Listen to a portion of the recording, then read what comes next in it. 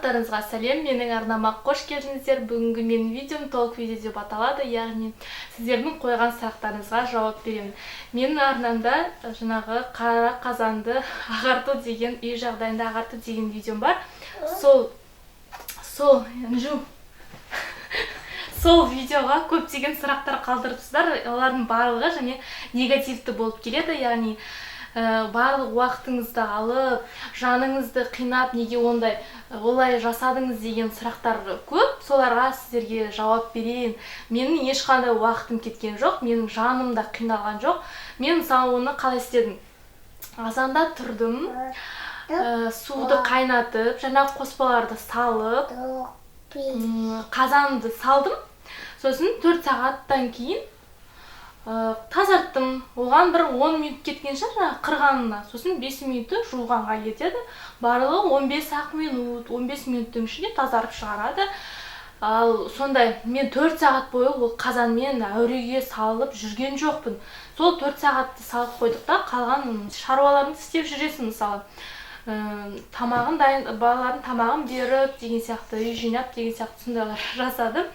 Бұл әдісті мен сіздерге солай тазартыңыздар, солай жасаңдар деп қинаған жоқпын ғой. Әркім өзі біледі, әркім өзі жасағысы келсе жасайды. Мысалы, ол әдіспен бұрыннан әжем қолданған, сол әдіс, одан кейін анам қолданып келе жатыр, одан кейін соны мен көріп, мен де солай жасаймын. Бірақ қарап отырсам, біраз солай мен көріп жүрген адамдардың барлығы солай жасайды енді. Сіздерге ұнамаса, пожалуйста, дүкеннің жаңағы МВ файберлік деген заттарын алып тазарта беріңіздер. Бірақ сіздерге айтарым, сондай негативті пікір қалдырғанша біраз ойланып, негативті пікір қалдырған дұрыс емес деп ойлаймын. Ал жаңағы тағы көп сұрақтарыңыз, қара қазанды судан алғаннан кейін неге қазан қырғышпен неге қырмасқа деген көп сұрақтар жазылып жатыр. Пышақпен қырудың орнына қазан қырғышпен қыр деген сондай маған приказдар жазған, приказ ретінде жазған пікірлер бар. Оларға айтарым, қыздар, мен жаңағы судан алған кезінде қазанның асты қатты болды. Қырғышпен қыруға мүмкіндік болмады. Сол себептен жаңағы пышақтың ұшымен мен жаңағыны қара дақтарды қатты битіп тигізген кезінде ұшып кетті, қалған жерлерін қырғышпен тазарттым. Сондықтан енді бұндай сұрақтар болмайды деп ойлаймын. Негізінен енді әркім өзі жасайды. Ютубтан қарасаңыздар да, орысша жазсаңыздар, осындай әдістер шығады. Бұл яғни бұрыннан келе жатқан әдіс. Және қолжетімді бағамен жасалынады. Мен пікірлеріңіздің барлығын оқып отырамын. Жақсы пікірлерге әрине рахмет. Негативті пікірлер де азайып келе жатыр менің арнамда. Негативті пікірлерді мен сразу блогқа жіберемін, және менің арнама жазыңыздар, тіркел комментарийлар жазбаңыздар, өтініш, өйткені оларды да мен блогқа жіберемін. Ал бүгінге осы. Егер сіздерге бұл видео ұнаса, лайк басыңыздар, менің арнамнан алыстамаңыздар, жаңадан видео күтіңіздер. Сау болыңыздар.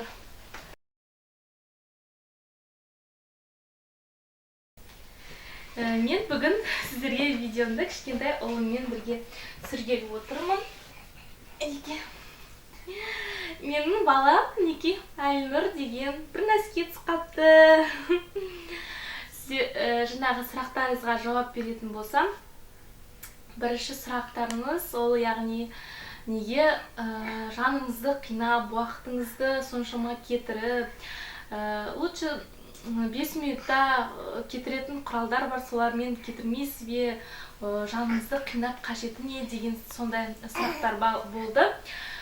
Бар, яғни ол сұрақтарға жауап берсем, мен ешқандай жанымды қинаған жоқпын, ешқандай уақытым да кеткен жоқ. Азанда тұрдым. Айнұр, құлайсың?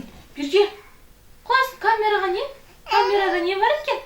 Айнұр бар ма екен? Аликош бар ма екен? Аликош бар ма екен? Жаным, жаным.